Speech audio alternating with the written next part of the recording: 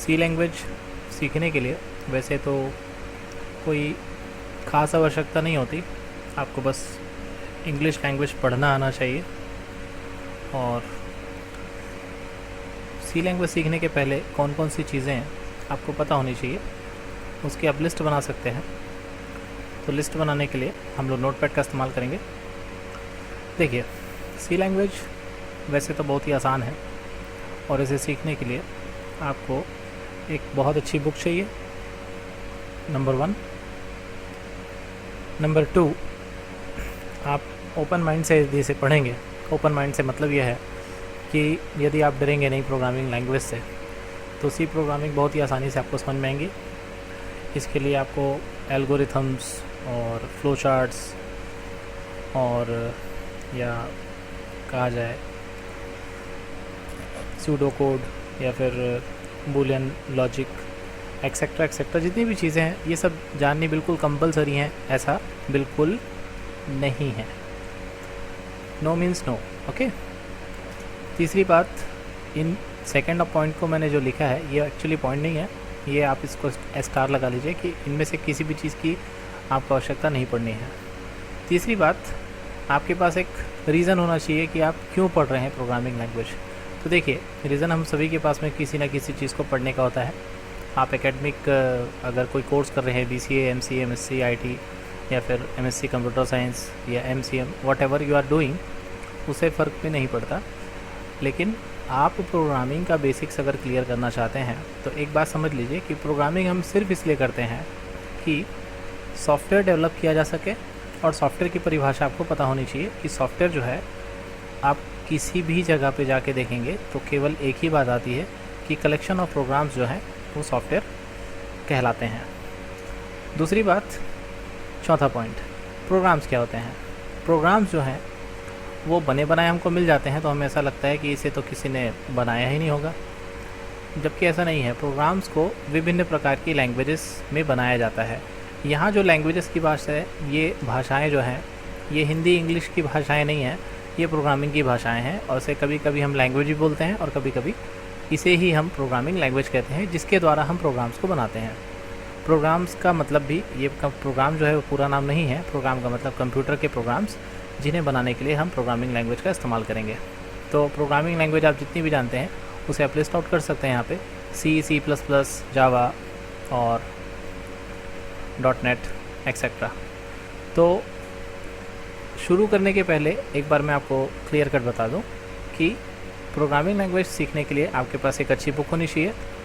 मैं रिकमेंड करूंगा बालागुरु स्वामी, और दूसरा आप पढ़ सकते हैं यशवंत कानेटकर की। और यशवंत कानेटकर की बहुत ही फेमस बुक है लेट अस सी। इन 2 बुक्स में से किसी भी एक बुक को आप लें और रेफरेंस के लिए आप पढ़ें। और अच्छा होगा यदि आप इंटरनेट से कोई मटेरियल डाउनलोड कर लेते हैं कंप्लीट प्रोग्रामिंग लैंग्वेज का, या फिर आप इस सीरीज़ के साथ साथ कोई दूसरी सीरीज़ भी यदि देखें तो आपके प्रोग्रामिंग सीखने के लिहाज से बहुत ही अच्छा होगा। Algorithm, flow charts, Boolean algebra, ये सब डिपेंडेंट नहीं है, इसलिए हम इसे हटा ही देते हैं यहाँ से। दूसरा पॉइंट है हमारा, आपके पास एक रीज़न होना चाहिए कि आप सॉफ्टवेयर क्यों सीखते हैं, या सॉफ्टवेयर बनाने के लिए आप प्रोग्रामिंग क्यों सीखते हैं। तो आपके पास में एक बहुत अच्छा रीज़न होना चाहिए। और तीसरी बात है कि आप प्रोग्राम क्या होता है और किसके द्वारा बनाया जाता है। तो प्रोग्राम जो है, प्रोग्राम जो है उसे हम सेट ऑफ इंस्ट्रक्शंस कहते हैं। सेट ऑफ इंस्ट्रक्शंस, और इसे बनाने के लिए विभिन्न प्रकार की प्रोग्रामिंग लैंग्वेजेस का इस्तेमाल किया जाता है। तो अगली बात आती है, आपके पास एक बहुत ही अच्छा फ्रेंडली कंपाइलर होना चाहिए। तो इस पे हम लोग थोड़ा सा लाइट डालेंगे कि कंपाइलर क्या होता है। तो कंपाइलर एक ऐसा टूल है, या कंपाइलर एक ऐसा सिस्टम टूल है जिसके द्वारा आप मान के चलिए आप कुछ लिख रहे हैं स्टार्ट, और यहाँ लिख रहे हैं फिनिश, और बीच में आप कोई भी काम है, फॉर एग्ज़ाम्पल आप चाय बनाना चाहते हैं तो make a cup of T, आप एक काम करना चाहते हैं make a cup of T. तो देखिए, अगर आप इस 3 लाइन को सिंपल सा नाम दें कि ये मेरा एक प्रोग्राम है, तो जितनी बार भी मैं आपको इस प्रोग्राम को बनाने के लिए बोलूँगा कि चलिए चाय बनाइए, तो आपके दिमाग में एक शुरू होगा आप एक कप चाय बनाने जाएंगे और चाय बनाने के जो भी प्रोसीजर होते हैं कि चाय की देगची लगाना, चाय पत्ती ऐड करना, फिर उसमें पानी डालना, फिर दूध डालना, फिर शक्कर डालना, या जैसा भी आपको चाय पसंद है आप उसमें अदरक, इलायची, जो भी स्पाइसेस डालना चाहते हैं डालिए, अपने हिसाब से चाय बनाइए और अंत में आप क्या करते हैं, फिनिश करते हैं। तो ये कंप्लीट सेट ऑफ इंस्ट्रक्शन है। इंस्ट्रक्शन का हिंदी में मतलब होता है निर्देश। तो निर्देश जब आपके सामने लिखे हुए होते हैं तो आप उसको बिल्कुल वैसे ही चलाते हैं। दूसरा अगर हम एग्जांपल लें, एनुअल फंक्शन जो कॉलेजेस में होते हैं, तो एनुअल फंक्शन भी जो होता है ये भी क्या होता है, एक तरीके का प्रोग्राम ही होता है कि अरे यार हमारे कॉलेज में प्रोग्राम होने वाला है और ये प्रोग्राम होगा, इतने लोग नाचेंगे, इतने लोग कूदेंगे, इतने लोग डांस करेंगे। सो एनुअल फंक्शन जो है, इससे आप प्रोग्रामिंग से कैसे रिलेट कर सकते हैं इस चीज़ को समझिए। आप क्या करते हैं, आप प्लान करते हैं कि मैं ये प्रोग्राम को आज परफॉर्म करने वाला हूँ एनुअल फंक्शन में, उसकी तैयारी आप करते हैं। आपके पास में भी बहुत सारे स्टेप्स होते हैं। जैसे मैं अगर एग्ज़ाम्पल लूँ कि मैं एक इंस्ट्रूमेंट प्ले करने वाला हूँ, तो जाहिर सी बात है स्टार्ट करूँगा, कैसे करूँगा, उस इंस्ट्रूमेंट के साथ शुरू करूँगा। वो इंस्ट्रूमेंट मेरे पास होना चाहिए, उस इंस्ट्रूमेंट की मैं प्रैक्टिस करूँगा। प्रैक्टिस करने के बाद में मैं जब उसमें निपुण हो जाऊँगा, निपुण होने के बाद में मैं उसको परफॉर्म करूँगा। परफॉर्म करने के बाद में मेरा काम फिनिश हो जाएगा। लोग ताली बजाएं या ना बजाएं, बट ये जो प्रोसीजर आपके सामने लिखा हुआ है इसे हम क्या कहते हैं, प्रोग्राम। तो प्रोग्राम जो है वो सेट ऑफ इंस्ट्रक्शंस होता है, और प्रोग्रामिंग करने के लिए हम C++, जावा और विभिन्न प्रकार की प्रोग्रामिंग लैंग्वेज जितनी भी आपने सुनी है उनका इस्तेमाल कर सकते हैं। तो कंपाइलर क्या होता है, कंपाइलर एक सिस्टम टूल है जो इंग्लिश लैंग्वेज, जिसे कंप्यूटर के लिए आप कह सकते हैं हाई लेवल लैंग्वेज। देखिए, मेरे समझाने का तरीका दूसरा हो सकता है, आपने हो सकता है पहले कहीं और किसी तरीके से सुना हो। इंग्लिश कंप्यूटर के लिए हाई लेवल इसलिए क्योंकि इंग्लिश हमारे लिए आसान, क्योंकि अगर हमें इंग्लिश आती है तो आसान है, नहीं आती तो हमारे लिए हाई लेवल हो जाएगी। हमारे लिए कौन सी है, यदि आप हिंदी भाषी हैं तो आपके लिए हिंदी बहुत आसान है, तो चलिए हिंदी लिख देते हैं यहाँ पे। लेकिन क्या हिंदी कंप्यूटर को समझ में आती है? बिल्कुल नहीं। क्या हिंदी, या ये बोलूँ कि क्या इंग्लिश कंप्यूटर को समझ में आती है? जवाब है बिल्कुल नहीं, क्योंकि कंप्यूटर केवल और केवल एक ही भाषा समझता है, जिसे हम बाइनरी लैंग्वेज या फिर मशीन लैंग्वेज के नाम से जानते हैं। ये कंप्यूटर जो है इसके बिना कुछ भी नहीं कर सकता, और इसका फॉर्मेट क्या होता है, 0 या 1 के फॉर्म में। तो जब आप किसी चीज़ को कंप्यूटर में लिखते हैं या कोई कमांड माउस के द्वारा देने की कोशिश करते हैं, जैसे कि ये देखिए मैं मिनिमाइज़ कर रहा हूँ या मैक्सिमाइज़ कर रहा हूँ, तो ये जो ग्राफिकल इनपुट है, या मैं नोटपैड में कुछ टाइपिंग कर रहा हूँ, तो कंप्यूटर इसको किस तरीके से एक्सेप्ट करता है, बाइनरी फॉर्म में। और कंपाइलर का काम ये होता है कि हम जो प्रोग्रामिंग लैंग्वेज सीखने वाले हैं, सी लैंग्वेज, वो पूरी की पूरी इंग्लिश में है 100%। कोई भी ऐसा उसमें वर्ड नहीं है जो इंग्लिश में ना हो, या अगर कोई वर्ड है भी तो उसे इंग्लिश से ही लिया गया है। तो इसलिए वो कंप्यूटर के लिए हाई लेवल लैंग्वेज है, लेकिन हमारे लिए बहुत ही आसान है। तो इसलिए हमको ऐसा लगता है, कन्फ्यूजन हो सकता है कि इंग्लिश जो है हाई लेवल लैंग्वेज क्यों है। तो हाई लेवल ये किसके लिए है, कंप्यूटर सिस्टम के लिए है। और जब हम इसे मशीन लेवल में कन्वर्ट कर देते हैं, या मशीन लेवल को हम कहते हैं कंप्यूटर का सबसे निचला स्तर, जिसे वो समझ जाए तो उसे कहते हैं लो लेवल। तो हाई लेवल से लो लेवल में कन्वर्ट करने का जो सिस्टम टूल है, ये जो सिस्टम टूल मैंने लिखा है इसीलिए लिखा है, उसे हम क्या कहते हैं, कंपाइलर। तो कंपाइलर बहुत ही सिंपल सी चीज़ है, इसकी डेफिनेशन ऐसी बनेगी कि कंपाइलर वो सिस्टम टूल है जिसके द्वारा हाई लेवल लैंग्वेज को लो लेवल लैंग्वेज में, या आप मशीन लैंग्वेज या बाइनरी लैंग्वेज भी कह सकते हैं, में कन्वर्ट किया जा सके एक बार में, वो भी बिना किसी एरर के। जब आपके प्रोग्राम में एरर नहीं होगा तभी बाइनरी लैंग्वेज बनेगी, और यदि एरर है तो कंपाइलर का काम ये भी होता है कि उसके एरर्स को बताना, और उसके बाद हम उसे दूर करते हैं ताकि वो किस में कन्वर्ट हो सके, बाइनरी लैंग्वेज में, मशीन लैंग्वेज में। इसके पश्चात हमारा प्रोग्राम जो है वो कंप्लीट होता है। तो एक ब्रीफ ओवरव्यू मैंने आपको पिछले लेक्चर में दिया था, और हिस्ट्री जो है काफ़ी वैसे तो बोरिंग सब्जेक्ट है, लेकिन सी की हिस्ट्री बस इतनी ही है कि इसे डेनिस रिची नाम के साइंटिस्ट ने बनाया, बेल लेबोरेटरीज़ में डेवलप किया, और इसके पहले जो लैंग्वेज आई थी उसका नाम था बी लैंग्वेज, जिसको और ज़्यादा डेवलप करके सी लैंग्वेज को बनाया गया। आज हम लोग जो टॉपिक डिस्कस करने वाले हैं उसका नाम है structure of C program. Structure of C program का मतलब है कि सी प्रोग्राम का स्ट्रक्चर कैसा होता है। स्ट्रक्चर का मतलब यहाँ पे ढांचे से है। तो चूँकि ये पूरे लेक्चर्स हिंदी में होने वाले हैं, तो मैं हिंदी में कोशिश करूँगा आप लोगों को सही संदेश पहुँचाऊँ। स्ट्रक्चर ऑफ सी प्रोग्राम में होता क्या है, देखिए, जब भी कोई सी प्रोग्राम बनेगा तो उसमें इतनी चीज़ें कंपल्सरली होंगी और इसमें कुछ चीज़ें ऑप्शनल भी होंगी, जो कि आप धीरे धीरे समझते जाएंगे। सबसे पहली चीज़ है इसमें include header file section.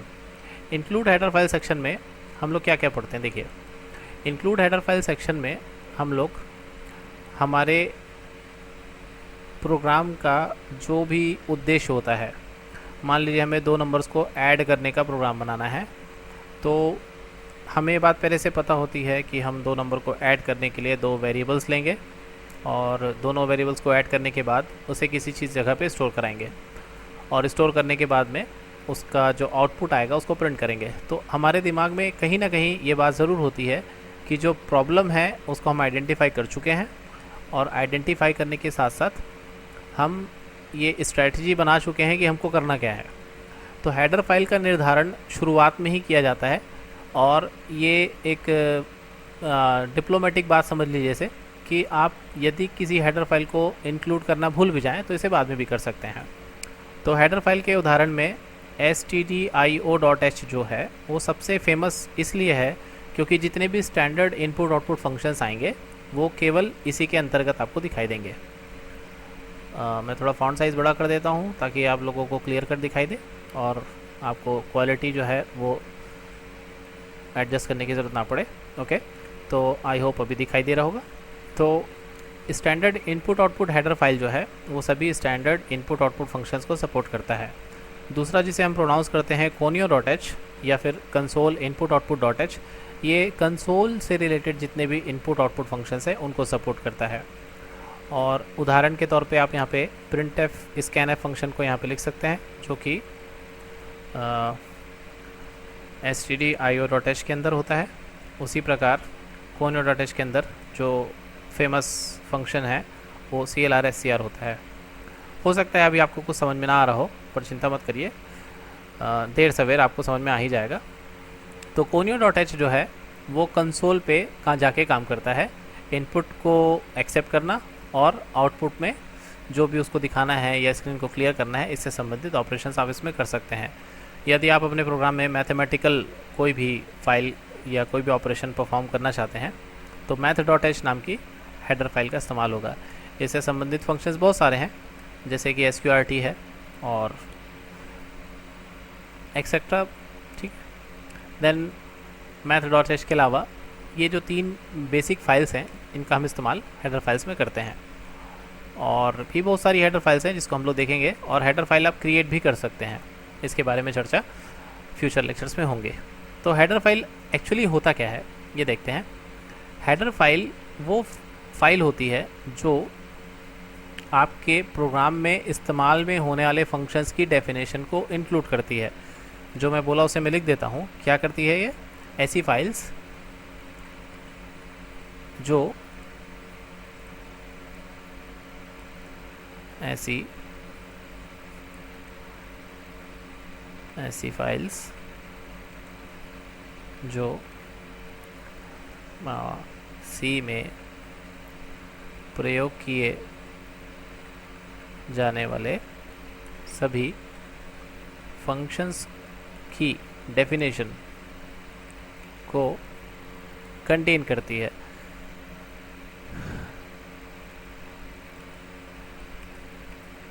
Okay, तो मान लीजिए आपको printf इस्तेमाल करना है तो printf जो है वो एक प्रकार का फंक्शन है और फंक्शन को जब भी इस्तेमाल किया जाता है तो या तो वो चीज़ हमारे पास पहले से होनी चाहिए, उसकी डेफिनेशन हमारे पास होनी चाहिए, तभी हम इसको इस्तेमाल कर पाएंगे। जैसे कि मैं आपसे आपका एड्रेस पूछूं तो आपको एड्रेस में मान लीजिए आपने लिखा है कि इस गली के पीछे, तो वो कौन सी गली है ये आपसे बेहतर कौन जानेगा। तो उस गली के बारे में आपको सब कुछ पता है, आपके दिमाग में सारी जानकारी स्टोर्ड हैं। उसी प्रकार सी में हम लोग जितने भी फंक्शंस का इस्तेमाल करेंगे उसकी परिभाषाएं किस में स्टोर्ड हैं? हेडर फाइल्स के अंतर्गत स्टोर्ड हैं। ठीक है, आगे बढ़ते हैं। ग्लोबल डिक्लेरेशन सेक्शन पे। ग्लोबल डिक्लेरेशन सेक्शन वैसे एक पूरा चैप्टर है और इसके मैं एक सेपरेट लेक्चर ऐड करूँगा, ग्लोबल डिक्लेरेशन सेक्शन और लोकल वेरिएबल्स क्या होते हैं, उसमें हम वेरिएबल्स का स्कोप भी देखेंगे। फ़िलहाल के लिए ग्लोबल डिक्लेरेशन सेक्शन क्या है, यहाँ थोड़ा ध्यान लगाएंगे। ये जो मेन फंक्शन है, मेन फंक्शन के अंतर्गत आप दो ब्रैकेट्स देख रहे होंगे, एक है आपका ये पहला वाला और ये है दूसरा वाला। यदि आप केवल इसके अंतर्गत किसी वेरिएबल को इस्तेमाल करें तो इसे क्या कहा जाएगा कि हम इन वेरिएबल्स को केवल इस ब्लॉक के अंतर्गत इस्तेमाल कर रहे हैं। लेकिन यदि मान लीजिए आप इस ब्लॉक के साथ साथ अलग अलग फंक्शंस के अंतर्गत भी यदि किसी वेरिएबल का प्रयोग करना चाहते हैं तो उस वेरिएबल को ग्लोबल कहा जाएगा, क्योंकि वो लोकली तो इस्तेमाल हो ही सकते हैं, साथ ही साथ अलग अलग ब्लॉक्स में भी इस्तेमाल उसे किया जा सकता है। और ब्लॉक सिर्फ इसे कहा जाता है, एक करली ब्रैकेट से लेके दूसरे करली ब्रैकेट तक का जो भाग होता है उसे हम ब्लॉक कहते हैं। तो ग्लोबल वेरिएबल ऐसे वेरिएबल होते हैं जिन्हें इस सेक्शन में अर्थात ग्लोबल डिक्लेरेशन सेक्शन में डिक्लेयर किया जाता है और इसे आप किसी भी ब्लॉक में इस्तेमाल कर सकते हैं। उम्मीद है लिखने की ज़रूरत नहीं पड़ेगी। मैंने आपको सजेस्ट किया है कि आप कोई ना कोई बुक ज़रूर ले लें जिसमें आप रेफरेंस ले सकें। यहाँ पे आप केवल इसको समझ के अच्छे से अपना कंसेप्ट क्लियर कर सकते हैं। फिर ग्लोबल डिक्लेरेशन सेक्शन के बाद प्रत्येक प्रोग्राम में एक मेन फंक्शन होता है और मेन फंक्शन में दो अलग अलग चीज़ें हैं। पहला है डिक्लेरेशन पार्ट और दूसरा है एग्जीक्यूटेबल पार्ट। डिक्लेरेशन का मतलब होता है घोषणा करना और एग्जीक्यूटेबल का मतलब होता है हम किन किन चीज़ों को क्रियान्वित करना चाहते हैं। तो आप चाहें तो किसी मेन फंक्शन में सिर्फ डिक्लेरेशन ही करें कि मैं इन चीज़ों की घोषणा करता हूँ, तो आप आगे क्या करेंगे, उसका क्रियान्वयन करेंगे या एग्जीक्यूट करेंगे। तो डिक्लेरेशन में आप क्या करते हैं, इसे मैं यहाँ पे लिख देता हूँ। डिक्लेरेशन में हम जितने भी प्रकार के वेरिएबल्स का प्रयोग करने वाले हैं उनको डिक्लेयर किया जाएगा। Variables declaration, variable declaration part. Sorry for the typing mistakes, मेरी टाइपिंग उतनी अच्छी नहीं है, उम्मीद है आप इसको एडजस्ट कर लेंगे। तो वेरिएबल डिक्लेरेशन पार्ट के अंदर, यहाँ पे स्पेलिंग मिस्टेक हो गया, वेरिएबल डिक्लेरेशन पार्ट के अंदर में आप सभी प्रकार के वेरिएबल को डिक्लेयर करेंगे जिसे आप प्रोग्राम में इस्तेमाल करने वाले हैं। इन वेरिएबल्स को जब क्रियान्वयन कराना होगा तो उसे क्या कहा जाएगा, एग्जीक्यूटेबल पार्ट। और एग्जीक्यूटेबल पार्ट में दो चीज़ें होती हैं, एक होती है एग्जीक्यूटेबल स्टेटमेंट्स और दूसरी होती है वेरिएबल का प्रोसेसिंग। मतलब a प्लस बी करना है, c प्लस डी करना है या a स्क्वायर b निकालना है, जो भी निकालना है ये सब वेरिएबल की प्रोसेसिंग में आएगा। एग्जीक्यूटेबल स्टेटमेंट्स में जैसे हमने पहले हेडर फाइल्स में देखा था, प्रिंटफ एक प्रकार का फंक्शन है जिसके द्वारा हम प्रिंटफ स्टेटमेंट को लिखेंगे और ये सिंपल स्टेटमेंट्स होते हैं। और जितने भी प्रकार के स्टेटमेंट्स होते हैं उसकी लिस्ट आउट हम आगे करेंगे, वो चाहे कंडीशनल स्टेटमेंट हो, अनकंडीशनल हो, लूपिंग में भी एंट्री हो, एग्जिट हो, जितने भी प्रकार के एग्जीक्यूटेबल स्टेटमेंट्स आएंगे वो सब एग्जीक्यूटेबल पार्ट के अंतर्गत कहलाएंगे। ये हो सकता है कि आप एग्जीक्यूटेबल पार्ट में अलग अलग जगह पे वेरिएबल का इस्तेमाल करें और पहले आपका उसे डिक्लेयर करना पड़ेगा, ये काम पहले ही होगा डिक्लेरेशन, और दूसरा काम इसके बाद उसका एग्जीक्यूटेबल होगा। एक ऑप्शनल चीज़ है स्ट्रक्चर और प्रोग्राम में, वो है आपका user defined function section. User defined function section को यदि आप हटा भी दें तो कोई फ़र्क नहीं पड़ेगा, क्योंकि ये ऑप्शनल होता है। क्योंकि एक पूरा का पूरा प्रोग्राम भी यदि आप बनाना चाहें तो इसके इस्तेमाल से आप बना सकते हैं, जिसे यूज़र डिफाइंड फंक्शन कहा जाता है। और ये क्या है, इसे समझने के लिए देखिए, आपके पास में बने बनाए फंक्शंस आपने देख लिए, प्रिंटफ है, स्कैनफ है, CLR, SCR, SQRT, ये सिर्फ 4 ही एग्जाम्पल लिखे हैं। अभी हम 40 पढ़ेंगे या उससे भी ज़्यादा पढ़ेंगे, 40 एक सिर्फ जुमला है। जब हमें कोई ऐसा काम करना हो जो हमारी ज़रूरत को पूरी ना करे, मतलब ऐसे फंक्शंस जो C की लाइब्रेरी में उपलब्ध नहीं है, तब हम क्या करेंगे, ऑब्वियस सी बात है हम उसे बनाएंगे, अपना दिमाग लगा के बनाएंगे, अपने लॉजिक से उसे डिफ़ाइन करेंगे, डेवलप करेंगे और डिक्लेयर करेंगे।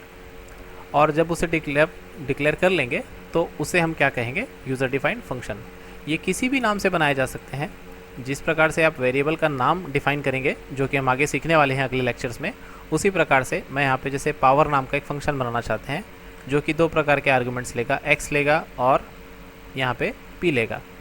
इसमें होगा ये कि x वो नंबर होगा जिसका आपको पावर निकालना है और p वो नंबर होगा जितना बार आपको उसको उसमें घातांक लगाना है, जितना आपको उसको मल्टीप्लाई करना है। तो जैसे मान लीजिए x की वैल्यू है 5 और p की वैल्यू है 3, तो ये क्या निकाल के देगा आपको 5 का पावर 3 मतलब 5 टू द पावर 3। इसका मतलब ये 5 इंटू 5 इंटू 5 ये फंक्शन हमारा किस तरीके से डिफाइन होगा, किस तरीके से इसका कोड लिखा जाएगा, ये हम लोग तब पढ़ेंगे जब हम लोग यूज़र डिफाइंड फंक्शंस को आने वाले लेक्चर्स में सुनेंगे। तो इसको आप अभी छोड़ सकते हैं यूज़र डिफाइंड फंक्शंस को, क्योंकि ये पूरा का पूरा आप सिलेबस में भी देख सकते हैं। ये चैप्टर का पूरा एक पोर्शन है। सभी सिलेबस में आपको ये चीज़ मिलेगी फंक्शंस। ये जो फंक्शंस हैं, डेफिनेशन, फंक्शन कंपोनेंट्स, फंक्शन के आर्गुमेंट्स, ये सारी चीज़ें एक पूरा का पूरा यूनिट का आधा पोर्शन है, आप इसमें सिलेबस में देख सकते हैं।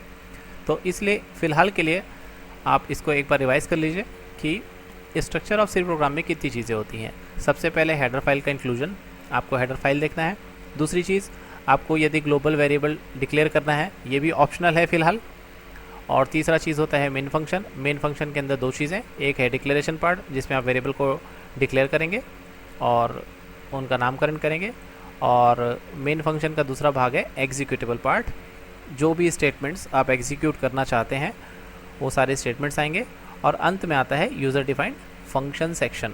यूज़र डिफाइंड फंक्शंस में आप ऐसे फंक्शन के स्टेटमेंट्स लिखेंगे जिनका प्रयोग आपको अपने प्रोग्राम में करना है। इन फंक्शंस को हम लोग कर क्या सकते हैं, अपने मेन फंक्शन में या किसी दूसरे फंक्शन में, मेन फंक्शन में या किसी दूसरे फंक्शन में कॉल करने का काम कर सकते हैं। तो इस प्रकार से सी का प्रोग्राम जब बनता है तो वो किस प्रकार से दिखता है, आप एक छोटा सा नमूना देख सकते हैं कि आप सबसे पहले यहाँ पे लिखेंगे #include stdio.h। उसके बाद आप यहाँ लिखेंगे मेन के बाद में आप लिखेंगे कोई भी वेरिएबल डिक्लेयर करने के लिए कीवर्ड का इस्तेमाल होता है। और मैं समझ सकता हूँ कि कुछ जो टर्म्स हैं जिसे कीवर्ड बोला मैंने, ये आपको शायद नहीं पता होगा, तो आने वाले लेक्चर्स में आप थोड़ा सा इंतज़ार करिए, पेशेंस रखिए। पेशेंस के साथ सब कुछ होता है। जैसे आपने इंट लिखा और कोई भी वेरिएबल का नाम जैसे कि ए लिखा और ए को आपने मान दे दिया, मान लीजिए 5, और यदि आप इस वैल्यू को प्रिंट करना चाहते हैं तो ये जो है ये आपका डिक्लेरेशन सेक्शन हो गया, ये आपका वेरिएबल का इनिशियलाइजेशन हो गया। और जब आप इसे प्रिंट करना चाहेंगे तो printf स्टेटमेंट के द्वारा इसे प्रिंट किया जाता है। इसका जो भी सिंटैक्स है, सिंटैक्स मतलब लिखने का तरीका जो भी है, उसे हम आगे डिस्कस करेंगे बहुत डिटेल में। तो %d लगाइए और कॉमा करके वेरिएबल का नाम लिख दीजिए। तो a की जो भी वैल्यू है, जो कि d का मतलब होता है डिजिट मतलब इंटीजर, तो ये इसकी इंटीजर वैल्यू को स्क्रीन पे प्रिंट कर देगा। और ये जो मेन ब्रैकेट हमने ओपन किया है इसे हम यहाँ पे क्लोज कर देंगे। तो आप देखिए ये आपका सबसे पहले header file inclusion, global declaration section इसमें ऑप्शनल है इसलिए मैंने इसमें इंक्लूड नहीं किया। मेन फंक्शन जो है वो रहेगा, ये डिक्लेरेशन पार्ट हो गया, और ये भी एग्जीक्यूटेबल पार्ट है। इस चीज़ को ध्यान से समझिए, ये जो a=5 लिखा हुआ है ये भी एग्जीक्यूटेबल स्टेटमेंट्स में इसलिए काउंट होगा क्योंकि ये केवल डिक्लेरेशन है और ये क्या है, उसका एग्जीक्यूशन, मतलब ये वेरिएबल की प्रोसेसिंग है, जिसके बारे में मैंने पहले बात की थी कि वेरिएबल प्रोसेसिंग भी हमें देखनी पड़ती है। तो ये हमारी वेरिएबल की प्रोसेसिंग हो गई, हमने वेरिएबल को वैल्यू असाइन कर दिया और ये सिंपल सा एक स्टेटमेंट है जिसके द्वारा हम वैल्यू को प्रिंट करा रहे हैं। तो इसका आउटपुट कैसा दिखेगा वो बात की बात है। फिलहाल आपके दिमाग में ये बात बैठ जानी चाहिए कि प्रोग्राम का स्ट्रक्चर जो है वो इस प्रकार का होता है कि इसमें एक हेडर फाइल, मेन फंक्शन होगा ही होगा, और मेन फंक्शन में हमेशा सदैव दो चीज़ें होंगी, एक होगा डिक्लेरेशन पार्ट, दूसरा होगा एग्जीक्यूटेबल पार्ट। सी का प्रोग्राम बनाने के लिए हमें आवश्यकता होती है हेडर फाइल्स की। हेडर फाइल को इंक्लूड करने के लिए #include नामक प्री प्रोसेसर का इस्तेमाल किया जाता है। इसे हम दो तरीके से कर सकते हैं। पहला तरीके में इन ब्रैकेट्स का इस्तेमाल किया जाता है और दूसरे तरीके में डबल कोटेशन मार्क्स का इस्तेमाल किया जाता है। डबल कोटेशन मार्क्स के बारे में अगले लेक्चर्स में डिस्कशन किया जाएगा। #include में इंक्लूड जो वर्ड है ये प्री प्रोसेसर का भाग नहीं है, ये प्री प्रोसेसर केवल #साइन जो है वो एक प्री प्रोसेसर को रिप्रेजेंट करता है। यदि हम प्री प्रोसेसर को समझना चाहें तो बस इतना समझ लीजिए, प्रोग्राम के कंपाइलेशन के पहले जो एक कंपाइल्ड कोड होता है जो प्रोग्राम को बताता है कि इस प्रोग्राम में ये सब चीज़ें इस्तेमाल होने वाली हैं, तो हम उसे प्री प्रोसेसर कहते हैं। हैश इंक्लूड के बाद आप किसी भी हेडर फाइल का नाम लिख सकते हैं जो सी की लाइब्रेरी फाइल्स में अवेलेबल होती हैं। हम सभी इसके बारे में डिस्कस करेंगे। फॉर एग्ज़ाम्पल stdio.h, इसका फुल फॉर्म होता है स्टैंडर्ड इनपुट आउटपुट .h, और .h जो है वो हेडर फाइल को रिप्रेजेंट करता है। stdio मतलब इसमें इनपुट और आउटपुट से संबंधित जितने भी स्टैंडर्ड फंक्शंस हैं वो सभी अवेलेबल होते हैं। हेडर फाइल के बाद में प्रत्येक प्रोग्राम में केवल एक ही मेन फंक्शन हो सकता है। मेन फंक्शन को हम लोग इस प्रकार से स्टार्ट करते हैं और मेन फंक्शन कर्ली ब्रैकेट्स के अंदर में एक ब्लॉक के रूप में प्राप्त होता है। मेन फंक्शन किसी प्रोग्राम में सिर्फ एक ही बार इस्तेमाल होता है और इसके अंतर्गत दो मुख्य चीज़ें आती हैं। पहली, इसके अंतर्गत आप सभी प्रकार के वेरिएबल्स को डिक्लेयर करेंगे, और दूसरा, प्रोग्राम के जितने भी एग्जीक्यूटेबल पार्ट्स होंगे जो एग्जीक्यूट होने वाले हैं उन्हें सम्मिलित किया जाएगा। एग्जीक्यूटेबल पार्ट्स का मतलब आप सिंपल स्टेटमेंट्स ले सकते हैं, कंडीशनल स्टेटमेंट्स या प्रोसीजरल, जितने भी प्रकार के स्टेटमेंट्स हैं वो सब एग्जीक्यूटेबल की कैटेगरी में आ जाएंगे। इस पहले प्रोग्राम में हम एग्जीक्यूटेबल पार्ट का एक छोटा सा नमूना देखेंगे, जिसमें printf एक फंक्शन है जो कंसोल आउटपुट में जाके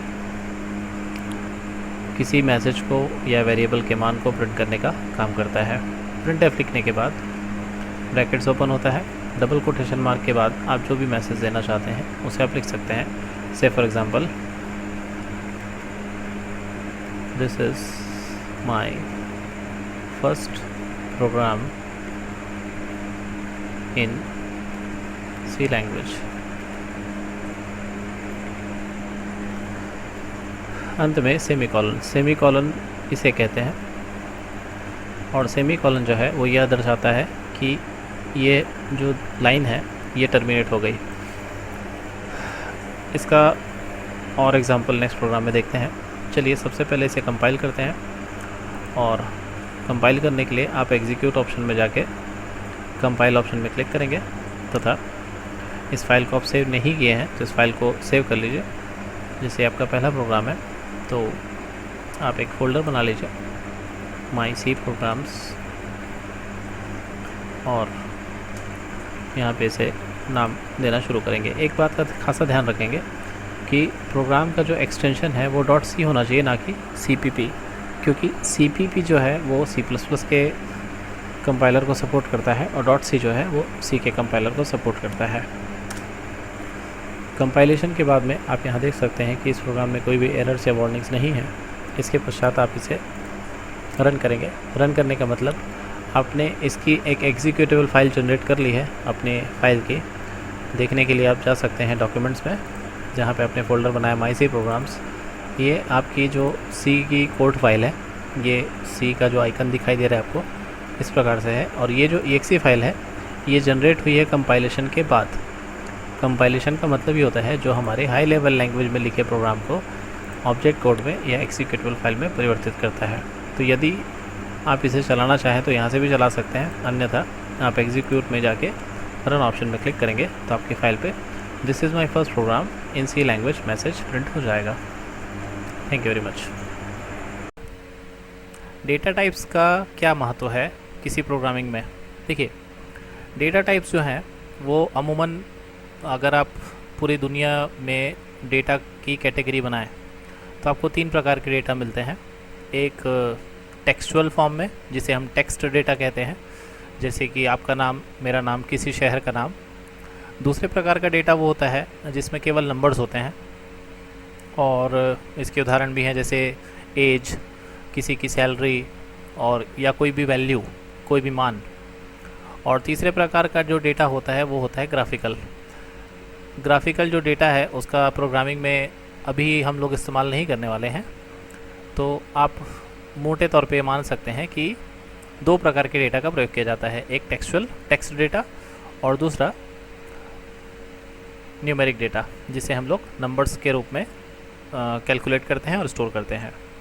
programming in C data type के मामले में काफ़ी अच्छा है और इसमें सभी प्रकार के डेटा को स्टोर किया जा सकता है।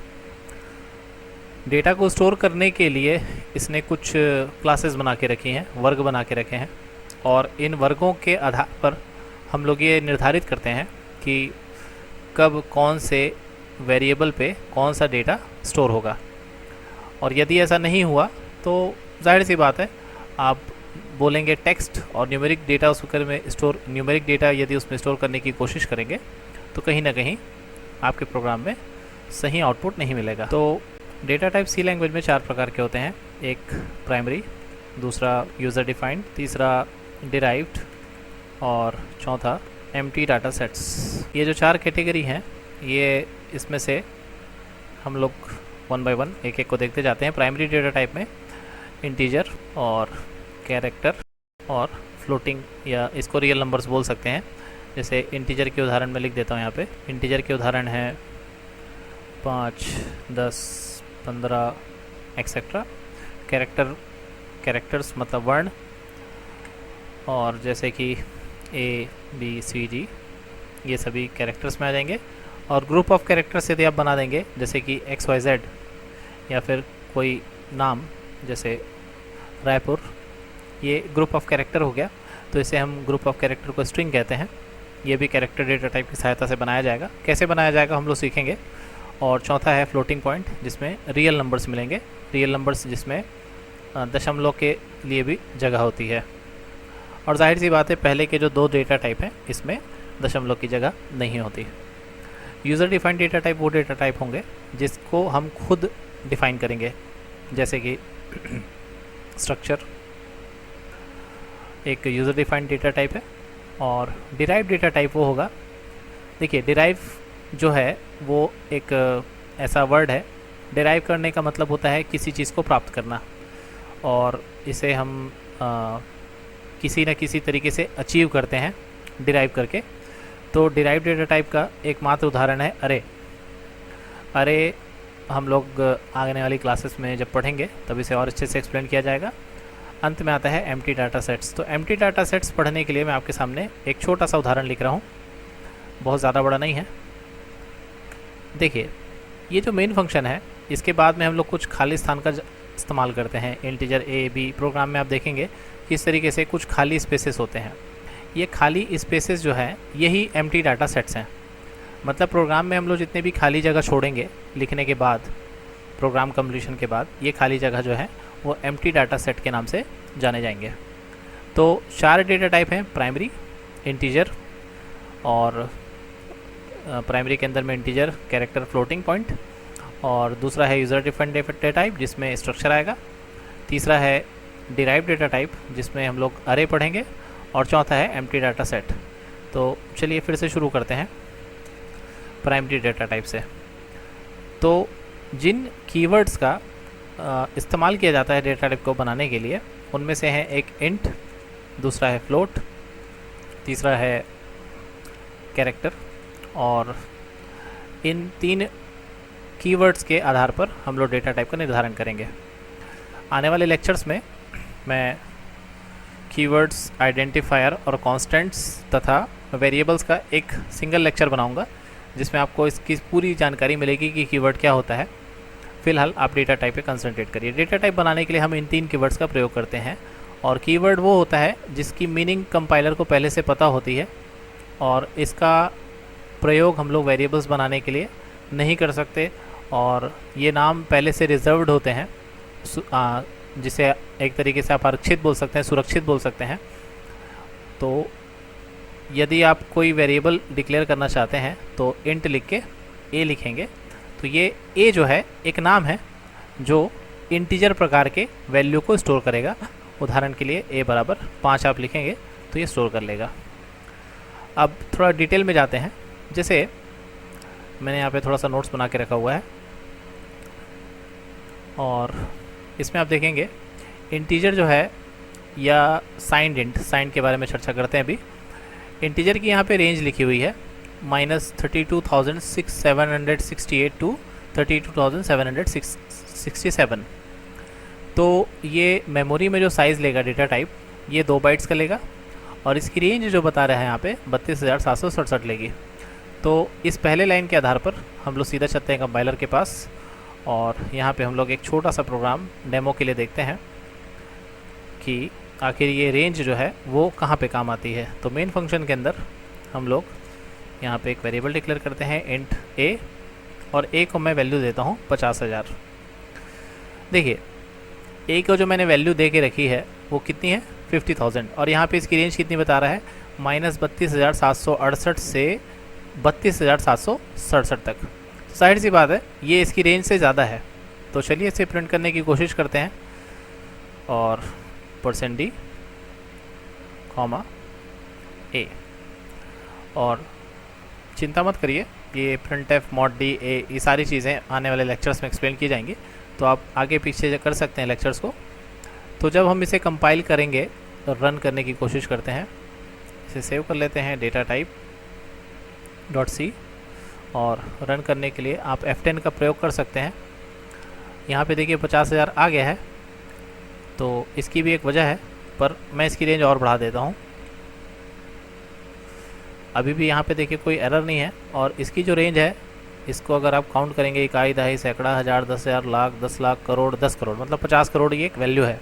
इसे रन करके देखते हैं तो ये 50 करोड़ भी प्रिंट कर रहा है। देखिए ये जो कंपाइलर है ये 32 बिट या 16 बिट कंपाइलर है, और चूँकि हम लोग देव C++ का इस्तेमाल कर रहे हैं, देव C++ जो है वो कंपाइलर का चेंजेस होने की वजह से ये वैल्यू को ज़्यादा सपोर्ट करता है, मतलब इसमें आप ज़्यादा वैल्यू भी स्टोर कर सकते हैं। अन्यथा यदि आप पुराने टर्बो C++ में इस कार्य को करना चाहेंगे, आप रेंज से बाहर जाके वैल्यू देने की कोशिश करेंगे तो ये वैल्यू जो है प्रिंट नहीं होगी।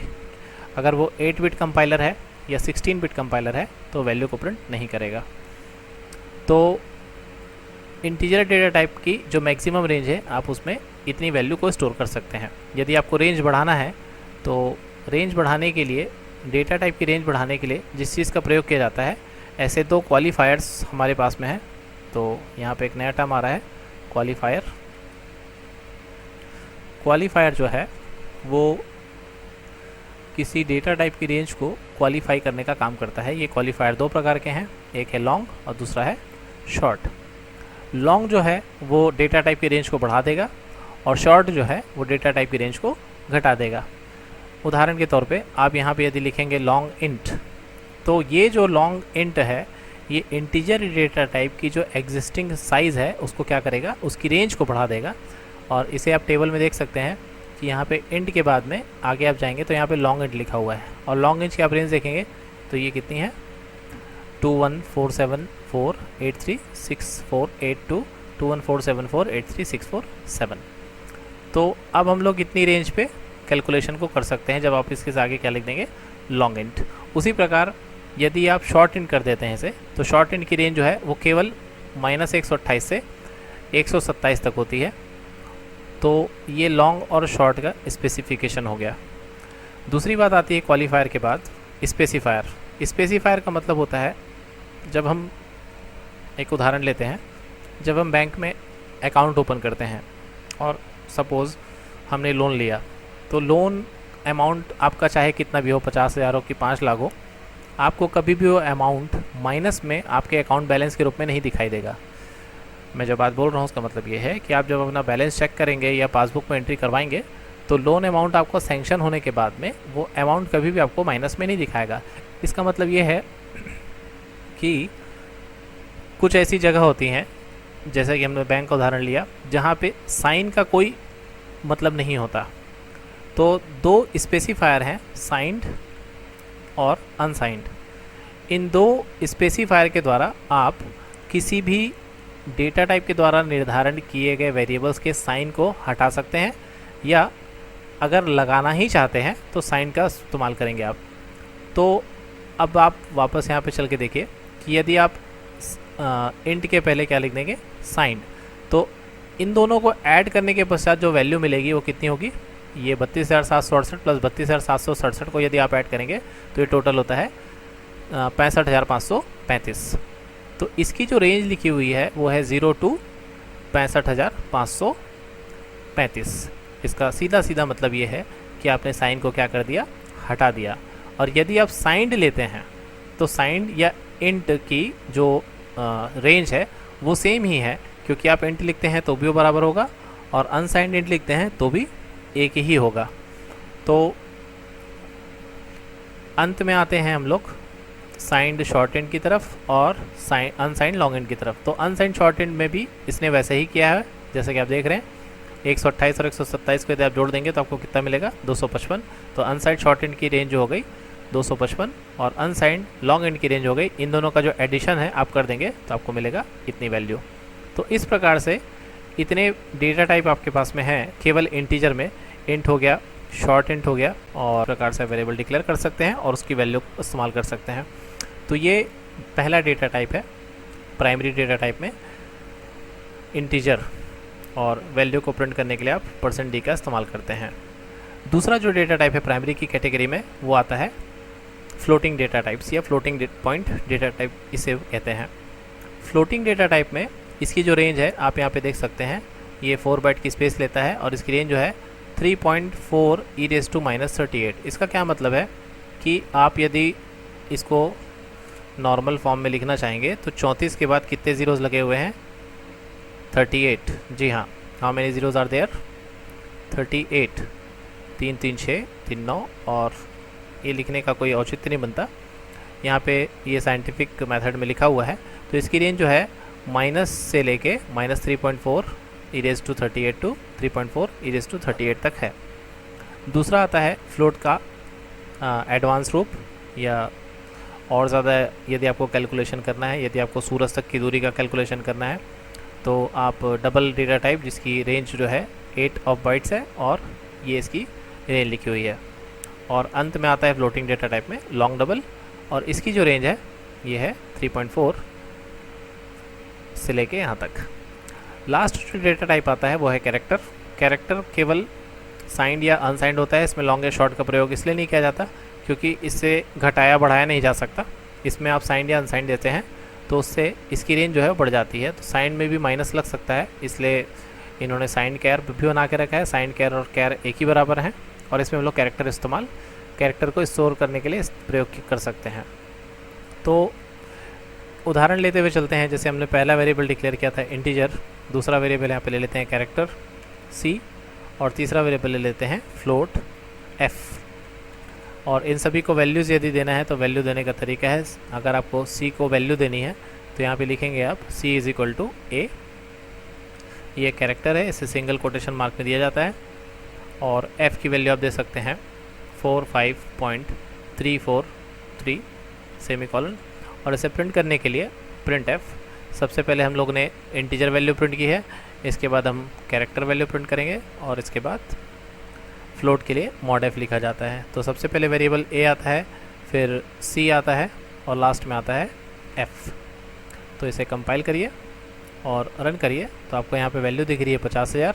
उसके बाद में लिखा है a, उसके बाद में लिखा है 3429999। इसका मतलब ये है कि दशमलव के 6 अंकों तक ये हमें वैल्यू दिखा रहा है। तो उम्मीद है कि आपको डेटा टाइप समझ में आया होगा कि डेटा टाइप जो है वेरिएबल्स जो प्रोग्राम में इस्तेमाल होने वाले हैं उनके क्लासिफिकेशन के लिए इस्तेमाल किया जाता है। और इस पूरे वीडियो का कंक्लूजन सिर्फ इतना ही है कि बिना डेटा टाइप के आप किसी प्रोग्राम को बनाने के बारे में नहीं सोच सकते। इसलिए डेटा टाइप जब भी बनाएं ये पहले से निर्धारण करके रखें कि आपको किस वेरिएबल की आवश्यकता किस जगह पे पड़ने वाली है, उसकी पहले लिस्ट बनाएं और उसके बाद ही उसका इस्तेमाल करें। इसी के साथ नेक्स्ट लेक्चर में मुलाकात करते हैं। Thank you very much. Video lecture almost ख़त्म ही हो चुका था, पर मुझे लगा कि इस वीडियो लेक्चर में एक छोटी सी कमी है जिसे मुझे दूर कर देना चाहिए। बीच में एक चर्चा हुई थी कि 8 बिट कंपाइलर और 16 बिट कंपाइलर जो होते हैं कि उसमें यदि आप वेरिएबल की रेंज को बाहर जाके प्रिंट करेंगे तो क्या होगा। तो इसका एक एग्जांपल हम लोग देख लेते हैं। यहाँ पे ये टर्बो C++ है, इसमें हम लोग डेटा टाइप नाम का एक छोटा सा प्रोग्राम बनाते हैं और सिर्फ डेटा नाम का बना लेते हैं। और यहाँ पे केवल हम लोग एक हेडर फाइल लेते हैं stdio.h, और मेन फंक्शन के अंदर इसमें वॉइड में लिखना पड़ेगा क्योंकि ये टर्बो C++ का कंपाइलर है। और यहाँ पे हम लोग वेरिएबल जो लिए थे वही लेंगे, ए इक्वल टू वैल्यू देते हैं 50,000।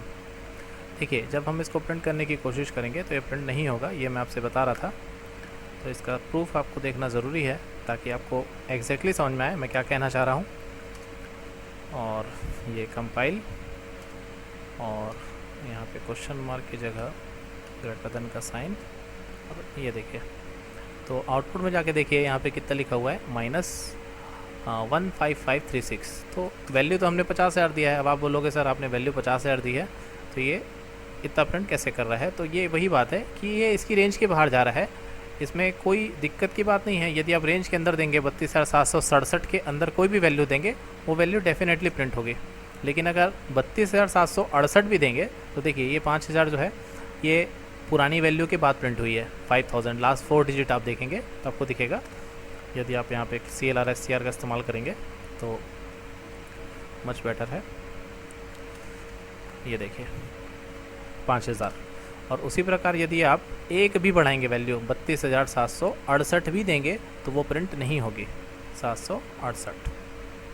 तो ये कंपाइल और ये रन, और ये देखिए यहाँ पे हमने क्या दिया है 32,768, लेकिन ये किस में प्रिंट कर रहा है?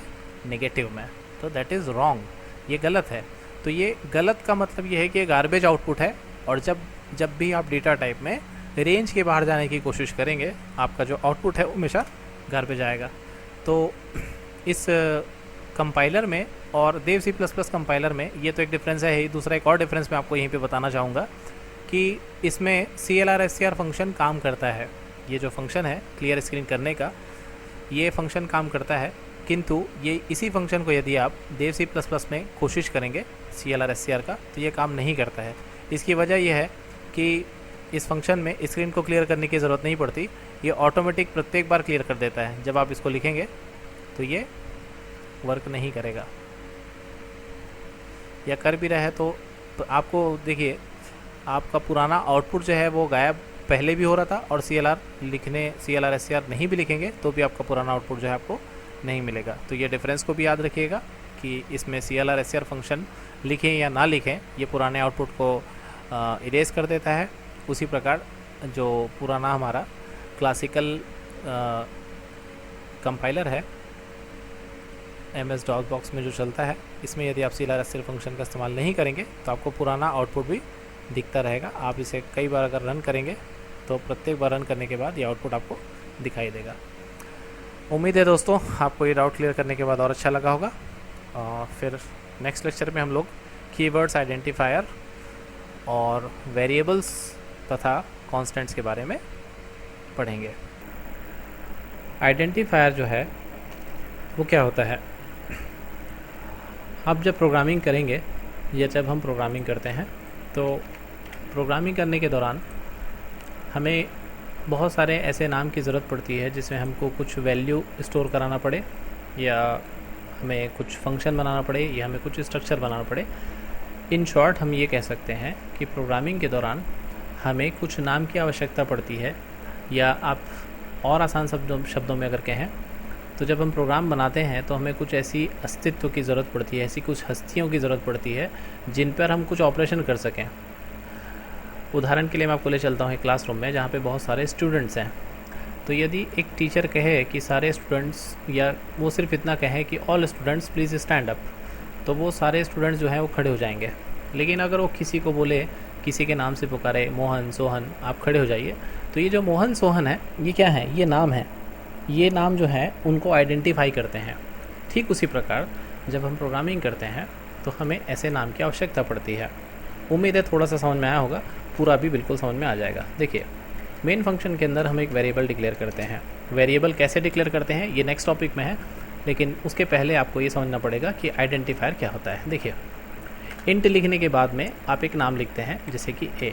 ये ए क्या है?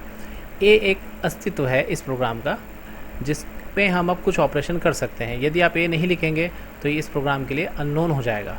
जैसे कि आप यहाँ पे लिखें b=6, तो आप बिल्कुल कह सकते हैं सर आपने b नहीं लिखा और अब b को इस्तेमाल कर रहे हैं, और यही बात आपको कंपाइलर भी बताएगा। तो हम इस प्रोग्राम को सेव कर लेते हैं var.c नाम से। तो देखिए यहाँ पे एक एरर आ रहा है कि b is undeclared first use in this function. तो हम इस मेन फंक्शन के अंदर में बी का इस्तेमाल नहीं कर सकते क्योंकि इसमें डिक्लेयर्ड नहीं है। दूसरी बात ये, हम ए का इस्तेमाल बिल्कुल कर सकते हैं। जैसे आप लेंगे ए इज़ इक्वल टू 5, तो हम ए का इस्तेमाल तो बिल्कुल कर सकते हैं बिना किसी एरर के, बिना किसी वार्निंग के। तो ये ए एक ऐसा नाम है, एक ऐसा अस्तित्व है जिसके द्वारा हम वेरिएबल बना सकते हैं।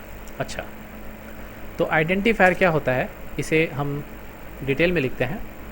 आइडेंटिफायर के द्वारा हम 3 चीज़ें बना सकते हैं। सबसे पहला, जैसा कि अभी आपने देखा वेरिएबल।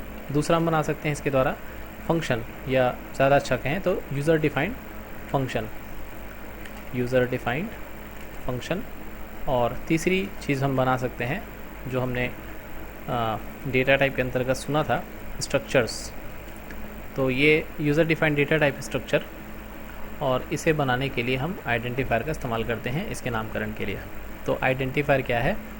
आइडेंटिफायर एक ऐसे नाम है जो इन वेरिएबल को, यूज़र डिफाइंड फंक्शन को या स्ट्रक्चर को अस्तित्व देने का, और अस्तित्व को हिंदी में बोलते हैं एंटिटी देने का काम करते हैं, एंटिटी बनाने का काम करते हैं। आइडेंटिफायर के द्वारा हम एंटिटी बना सकते हैं अपने प्रोग्राम में। जैसे इसमें ए एक एंटिटी है, और इसी प्रकार से हम जब आगे यूज़र डिफाइंड फंक्शन पढ़ेंगे तब हम इन एंटिटीज़ का प्रयोग करेंगे। तो आइडेंटिफायर में केवल इतना ही। दूसरा जो हमारा टॉपिक है आज का, वो है वेरिएबल। तो वेरिएबल क्या होता है? वेरिएबल भी एक प्रकार का नाम है। वेरिएबल इज़ अ नेम जिसमें हम किसी वैल्यू को स्टोर कर सकते हैं। पहला इसमें काम कर सकते हैं क्या? स्टोरेज का। दूसरा, इसको हम परिवर्तित कर सकते हैं, जिसे हम इंग्लिश में कहते हैं मैनिपुलेट करना। तो हम वेरिएबल को क्या क्या कर सकते हैं? स्टोर कर सकते हैं और इसे मैनिपुलेट कर सकते हैं। उदाहरण लेते हैं, हमारे पास में 3 वेरिएबल हैं, ए, बी और सम। अब ए का मान है मान लीजिए 5, बी का मान है मान लीजिए 10, और हम sum is equal to A plus B लिखते हैं। तो ये सम की वैल्यू कितनी हो जाएगी? जी हाँ, सम की वैल्यू हो जाएगी 15। तो ये ए के पास कितनी वैल्यू है? 5 है। बी के पास कितनी वैल्यू है? 10 है। ये वैल्यू हम किसको दे रहे हैं? बी को दे रहे हैं। यहाँ पे ए और बी को जोड़ने के बाद वैल्यू किसको दे रहे हैं? सम को दे रहे हैं। अच्छा, यदि मैं यहाँ पे ऐसा लिखूँ A is equal to A plus 10, तो अब ए की वैल्यू कितनी हो गई? 5 और 10 मिलके 15 हो जाएगी, क्योंकि ये ऑपरेशन पहले होगा। ए का मान है 5 और 10 इसके साथ ऐड होगा, और ये पूरी की पूरी वैल्यू कहाँ पे जाके स्टोर हो जाएगी? जो लेफ्ट हैंड साइड में आपको दिख रहा है वेरिएबल, उसके पास। तो लेफ्ट हैंड साइड में ऑब्वियस सी बात है ए लिखा हुआ है, तो ए की वैल्यू हो जाएगी 10। इसी प्रकार यदि आप लिखते हैं B is equal to sum plus B, तो सम की वैल्यू यहाँ पे कितनी हो चुकी थी? 15। बी की वैल्यू कितनी है? 10। तो 15 और 10 मिलके कितने हो जाएंगे? 25 हो जाएंगे। तो बी की नई वैल्यू कितनी है? 25। ओके, तो वेरिएबल जो है, हम लोग इसमें क्या कर सकते हैं? वैल्यूज़ को स्टोर कर सकते हैं और उसे क्या कर सकते हैं? मैनिपुलेट कर सकते हैं। ये काम होता है वेरिएबल्स का। देखिए, वेरिएबल्स को बनाने के लिए हम डेटा टाइप का इस्तेमाल करते हैं, और इसको बनाने का एक सिंटैक्स है। उस सिंटैक्स मतलब जो लिखने का तरीका है, उसमें हम क्या करते हैं? सबसे पहले एक कीवर्ड लेते हैं। कीवर्ड हमारा अगला टॉपिक है, तो कृपया इस लेक्चर के साथ बने रहिए। और मैं रिकमेंड करूंगा कि इस लेक्चर को कम से कम आप 2 बार सुनें, ताकि आपको बहुत अच्छे से कंठस्थ हो जाए कि ये 4 टॉपिक्स जो हैं, अगर आपको बहुत ज़्यादा परेशान करते हैं कि कांस्टेंट क्या होता है, आइडेंटिफायर क्या होता है, कीवर्ड क्या होता है, वेरिएबल्स क्या होता है, आपके पास में कोई सवाल का जगह ही ना बचे। तो सिंटैक्स जो है उसका इस प्रकार से है कि सबसे पहले आप लिखते हैं इंट लिखने के बाद में आप लिखते हैं एक नाम। ये नाम क्या है? एक आइडेंटिफायर है, और यही नाम क्या है? एक वेरिएबल भी है, जिस पे हम वैल्यू को स्टोर करेंगे। तो सिंटैक्स किसी वेरिएबल को बनाने का होता है। सबसे पहले आप लिखते हैं डेटा टाइप के बाद में लिखते हैं आप यहाँ पे डायरेक्टली लिखे आइडेंटिफायर। आप आइडेंटिफायर भी लिख सकते हैं, और आप इसके स्थान पर लिख सकते हैं वेरिएबल नेम। देखिए, दोनों चीज़ों को एक साथ ना लिख दीजिएगा। इसका मतलब ये है कि ये ऊपर जो लिखा हुआ है, इसका उदाहरण है कि आप इस प्रकार से डेटा टाइप क्रिएट कर सकते हैं, वेरिएबल क्रिएट कर सकते हैं। ओके, अगला उदाहरण लेते हैं। जैसे आपको फ्लोटिंग पॉइंट नंबर लेना है, तो आप लेंगे फ्लोट, और फ्लोट के बाद में आप लेंगे जैसे पाई की वैल्यू दे देंगे 3.14। तो 3.14 जो है वो पाई की वैल्यू होती है। तो इस तरीके से आप 2 प्रकार के वेरिएबल्स क्रिएट किए। और तीसरा कैरेक्टर अगर आप लेते हैं, तो आप सिंपली ए लिख के वेरिएबल क्रिएट कर सकते हैं। इसको मान देने के वक्त आपको याद रखना पड़ेगा कि जैसे ए एक कैरेक्टर वेरिएबल है, तो आप जब इसको वैल्यू देंगे तो कैरेक्टर वैल्यू देंगे, किंतु इसे सिंगल कोटेशन मार के अंदर दिया जाएगा। इस प्रकार से। तो चलिए इसे प्रोग्राम में बना के देखते हैं।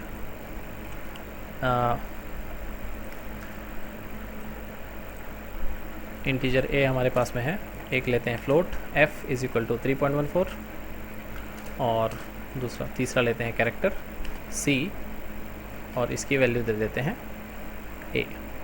That's it. तो ये हमारे पास में 3 वेरिएबल्स हैं। a का मान है 5, f का मान है 3.14 और यहाँ पे आपको दिखाई दे रहा होगा छोटा सा टूल टिप में येलो कलर में कि f की वैल्यू जो है कितना है 3.14 है और ये c की वैल्यू जो है वो कितनी है a है। ओके, तो इसे आप प्रिंट करना चाहें तो हम आने वाले प्रोग्राम से प्रिंट करेंगे, बट आगे बढ़ने से पहले दोनों चीज़ों को एक बार रिवाइज़ कर लें कि आइडेंटिफायर वो नाम है जो आपको सामने दिखाई दे रहे हैं a, f और c, और यही a, f और c जो हैं ये आपके वेरिएबल्स भी हैं जिनमें आप वैल्यू स्टोर करके इन्हें परिवर्तित कर सकते हैं। चलिए आगे बढ़ते हैं अगले टॉपिक की ओर। अगला टॉपिक है हमारा कीवर्ड। कीवर्ड जो है, क्या होते हैं कीवर्ड्स? तो कीवर्ड जो है जिसकी मीनिंग कंपाइलर के पास, जिसकी मीनिंग कंपाइलर में पहले से स्टोर्ड हो, उसे हम क्या कहते हैं? कीवर्ड कहते हैं। अच्छा, यदि ये बात समझ में नहीं आई हो एक लाइन में तो चलिए कोशिश करते हैं इसे समझने की। यदि मैं आपको बोलूँ दिस इज़ अ बुक तो आपको लगेगा कि हाँ दिस इज़ अ बुक का मतलब होता है यह एक किताब है। लेकिन यदि मैं आपको बोलूँ दिस इज़ अ दिस, तो ये जो मैंने कहा मैं इसे लिख देता हूँ this is a this. Now what is this? Actually जो दिस है ये एक ऐसा वर्ड है जिसका प्रयोग हम किसी खास जगह पे ही करते हैं, खास मकसद के लिए ही करते हैं। इसका ये कतई मतलब नहीं है कि हम दिस को कहीं पे भी लिख देंगे। जैसे दिस इज़ अ बुक लिखा था तो बुक एक प्रकार की एंटिटी है, वस्तु है जिसका अस्तित्व है, लेकिन दिस जो है वो किसी चीज़ को बताता है। जैसे हम हिंदी में भी बोलते हैं यह एक किताब है, तो आपने कभी किसी का नाम यह सुना है क्या? आपने कभी इंग्लिश में किसी का नाम दिस सुना है क्या? बिल्कुल वैसे ही सी के कंपाइलर में जो कीवर्ड्स हैं वो बहुत ही लिमिटेड हैं। कितने कीवर्ड्स हैं सी लैंग्वेज में? केवल 32। और मैं आपको दिखा देता हूँ कि आप गूगल में टाइप करेंगे कीवर्ड इन सी, तो कीवर्ड इन सी जो है आप किसी भी वेबसाइट में जाके देख सकते हैं। आपको सी लैंग्वेज में केवल 32 कीवर्ड्स ही मिलेंगे, चाहे कोई सा भी कंपाइलर आप सी का इस्तेमाल करें। मैं सी प्लस प्लस की बात नहीं कर रहा हूँ, सी प्लस प्लस में ज़्यादा कीवर्ड्स होते हैं। सी लैंग्वेज में केवल 32 कीवर्ड्स हैं। और ये लिस्ट जो आपको दिखाई दे रही है यहाँ पे, ये खुल गया तो यहाँ पे देखिए टोटल 8 एक कॉलम में कीवर्ड्स हैं और ये 4 लाइन बनी हुई, टोटल 8 चौका 32 यहाँ पे कीवर्ड्स हैं। और इन कीवर्ड्स में नाम लिखे हुए हैं ऑटो, डबल, इंट अभी हमने इस्तेमाल किया हमने फ्लोट इस्तेमाल किया, फ्लोट भी आपको लिस्ट में दिखाई दे जाएगा, और हमने कैरेक्टर भी इस्तेमाल किया है। तो ये सारे के सारे यहाँ पे आपको लिस्ट में दिखाई दे रहे हैं और इसमें अंत में वाइल लिखा हुआ है। ये अल्फ़ाबेटिकली जमा हुआ है, ऑटो के बाद में बी, फिर सी, फिर डी, फिर ई, फिर एफ, ये फ्लोट आ गया। फिर इस तरीके से पूरे टोटल 32 कीवर्ड्स आपको दिखाई दे रहे हैं। तो आपको इसको रट्टा मारने की ज़रूरत बिल्कुल नहीं है। आपको क्या करना है, आपको प्रोग्राम बनाना है आने वाले वक्त में, जो कि आप इस लेक्चर के साथ बने रह के बना सकते हैं। और तब आपको धीरे धीरे करके ये सारे कीवर्ड्स जो हैं वो बिल्कुल रट्टा हो जाएंगे, बिल्कुल आप इसका रट्टा मार लेंगे, कोई चिंता की बात नहीं है। तो ये कीवर्ड्स जो हैं ये ऐसे वर्ड्स हैं जिसकी मीनिंग कंपाइलर को पहले से पता होती है। अच्छा, इसका क्या काम होता है? इसका काम ये होता है कि हमको भाई पहले से पता है कि इंट लिखने से क्या होने वाला है, तो इंट लिखने से हम एक वेरिएबल बनाने वाले हैं, ठीक है। वैसे ही जब हम लूप्स पढ़ेंगे या बहुत सारे टॉपिक्स हम पढ़ने वाले हैं तो लूप कैसे बनाएंगे? फॉर लूप बनाएंगे, वाइल लूप बनाएंगे, कंडीशन लगाना है तो इफ़ लिखेंगे, अनकंडीशनल स्टेटमेंट बनाना है तो गो टू लिखेंगे, साइज़ निकालना है किसी ऑपरेटर का या किसी वेरिएबल का तो साइज़ ऑफ लिखेंगे, साइंड और अनसाइंड मैंने आपको पिछले लेक्चर में डेटा टाइप में बताया था, उसी प्रकार आपको मैंने लॉन्ग भी बताया था और शॉर्ट भी बताया था पिछले लेक्चर में, जो किसी डेटा टाइप को रेंज को बढ़ाने का काम या घटाने का काम करता है। तो इसमें बहुत सारे कीवर्ड्स ऐसे हैं जो आपको पहले ही डेटा टाइप में आप सुन चुके हैं, और अभी के लेक्चर में भी आपने 3 कीवर्ड सुना जिसके नाम है इंट, फ्लोट और कैर। तो कीवर्ड भी याद रखने की चीज़ है, बहुत इंपॉर्टेंट है कि कीवर्ड क्या होते हैं? ऐसे स्टोर्ड मीनिंग्स होते हैं जिसकी मीनिंग कंपाइलर को पहले से पता है और इसका प्रयोग किसी चीज़ को बनाने के लिए प्रोग्राम में किया जाता है। चलिए आज का लास्ट टॉपिक जो है वो है कांस्टेंट। चलिए मैं यहाँ पे केवल एक ही चीज़ को प्रिंट करके आपको दिखाऊंगा, उसकी कोई वजह है ख़ास। जैसे मैं यहाँ पे लिख रहा हूँ %f, f। आपने बिल्कुल ठीक समझा, ये जो f की वैल्यू है कितनी है 3.14। तो जब आप इस प्रोग्राम को कंपाइल करके रन करेंगे आपके पास वैल्यू आ रही है 3.14 एंड 4 टाइम्स 0। अब देखिए मैं क्या करता हूँ, मैं यहाँ पे लिखता हूँ f is equal to f plus 5। Okay, और फिर से इस स्टेटमेंट को मैं कॉपी और इसके बाद में कर रहा हूँ paste. Again I am compiling. देखिए इसकी वैल्यू कितनी हो गई, 3.14 से बढ़ के 8.14 हो गई। तो अब आप बोलेंगे सर पाई की वैल्यू तो चेंज नहीं हो सकती, पाई की वैल्यू तो हमेशा एक ही रहती है। तो ये एक्सपेरिमेंट करने की जो वजह थी वो ये थी कि कांस्टेंट का मतलब ही होता है हिंदी में स्थिरांक, और हम इसे मैथमेटिक्स में भी पढ़ते हैं, गणित में भी पढ़ते हैं कि कांस्टेंट जो है उसका मतलब ही होता है स्थिरांक, या कांस्टेंट जिसकी मीनिंग कभी बदलेगी नहीं। जैसे हमें बताया जाता है गणित में कि 50 जो है वो हमेशा 50 ही रहेगा, और 3.14 जो है वो हमेशा क्या रहेगा, 3.14 ही रहेगा। आप उसको कभी भी इस्तेमाल करेंगे ये वैल्यू बदलेगी नहीं। चलिए सी में इसका प्रयोग आप कैसे कर सकते हैं। सी में कांस्टेंट का प्रयोग करने के लिए आपको कॉन्स्ट कीवर्ड का इस्तेमाल करना पड़ेगा। सबसे पहले आप लिखेंगे कॉन्स्ट। कॉन्स्ट लिखने के बाद में आप लिखेंगे डेटा टाइप। डेटा टाइप के बाद में लिखेंगे आप कांस्टेंट का नाम, कांस्टेंट नेम, और इज इक्वल टू वैल्यू। ये इसका सिंटैक्स है। एक उदाहरण हम लोग सीधा प्रोग्राम में लिखेंगे। जैसे ये हमने लिखा हुआ है, तो हमने यहाँ पे लिख दिया कॉन्स्ट। कॉन्स्ट के बाद में लिख दिया डेटा टाइप, मतलब क्या हो गया, फ्लोट। तो देखिए यहाँ पे सिंटैक्स बिल्कुल वैसे ही है। सबसे पहले आ रहा है कॉन्स्ट कीवर्ड, फिर आ रहा है डेटा टाइप, फिर क्या आ रहा है एफ। एफ क्या है, कांस्टेंट का नाम, और ये क्या है 3.14 वैल्यू। तो इस एफ की जगह मैं नया नाम ले लेता हूँ पाई।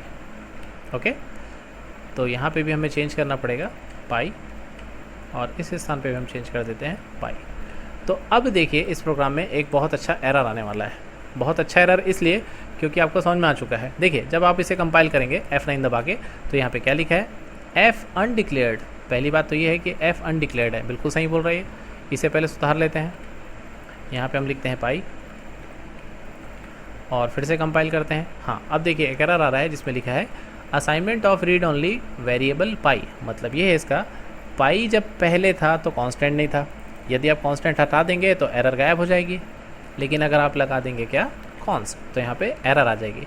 तो इस एरर के आने की वजह यह है कि पाई जो है वो रीड ओनली वेरिएबल बन चुका है। मतलब क्या बन चुका है, कांस्टेंट बन चुका है। और कांस्टेंट एक बार आपने किसी को बना दिया तो आप उसको परिवर्तित कर सकते हैं क्या, बिल्कुल नहीं। यही कहना चाहता है कांस्टेंट कीवर्ड, कि आप यदि किसी वेरिएबल को एक बार कांस्टेंट बना दिए तो वो वेरिएबल नहीं रहा, अब वो क्या बन चुका है, कांस्टेंट बन चुका है। तो कांस्टेंट आप रियल कांस्टेंट भी बना सकते हैं, और यदि आप इंटीजर कांस्टेंट बनाना चाहते हैं तो यहाँ लिखेंगे कॉन्स्ट इंट ए, हम कुछ नया नाम लेते हैं, वेरिएबल 1 इज़ इक्वल टू 50। तो इस तरीके से आप न्यूमेरिक कांस्टेंट बनाते हैं। ठीक है, तो उम्मीद है कि आज के लेक्चर का 4 टॉपिक आपको समझ में आया हो। और एक बार चारों टॉपिक के नाम देख लीजिए और एक एक लाइन का डेफिनेशन देख लीजिए। आइडेंटिफायर ऐसे नाम हैं जो किसी एंटिटी को, एंटिटी मतलब हस्ती को रिप्रेजेंट करते हैं प्रोग्राम में। दूसरा हमने पढ़ा वेरिएबल। वेरिएबल ऐसे आइडेंटिफायर हैं जिसमें हम वैल्यू को स्टोर कर सकते हैं। इसका इस्तेमाल क्यों किया जाता है, टू स्टोर एंड मैनिपुलेट क्या, वैल्यूज़। तीसरा हमने पढ़ा डेटा टाइप। डेटा टाइप में हमने ये तीसरा हमने पढ़ा क्या पढ़े, तीसरा हमने पढ़ा कीवर्ड्स। बताइए मेरी याददाश्त कितनी कमज़ोर हो गई है। हाँ, तो कीवर्ड्स में हमने ये पढ़ा कि कीवर्ड्स ऐसे रिजर्व्ड वर्ड्स होते हैं जिनकी मीनिंग पहले से कंपाइलर को पता होती है। ठीक है, और इसका मैंने उदाहरण आपको दिया था दिस। तो इस प्रकार के जो कीवर्ड्स हैं उसे हम कभी किसी दूसरी जगह पे इस्तेमाल नहीं करते। इसका ये मतलब और भी है कि जैसे आप एक वेरिएबल डिक्लेयर करना चाहते हैं इंट, तो आप दोबारा इंट ही लिख सकते हैं, क्योंकि इंट जो है वो वेरिएबल के नाम के स्थान पर इस्तेमाल नहीं हो सकता। आप यहाँ पे इंटीजर लिख सकते हैं, पर ऐसा ना लिखें तो बेहतर है। आप ऐसे नाम दें वेरिएबल का, आइडेंटिफायर का, जो नाम कन्फ्यूजिंग ना हो, एम्बिगियस ना हो, जिससे बनाने में आपको असमंजसता पैदा ना हो। तो कीवर्ड जो हैं उसका प्रयोग आप 3 तरह से करते हैं। पहला, आप वेरिएबल बना सकते हैं। दूसरा, आप स्ट्रक्चर बना सकते हैं। तीसरा, आप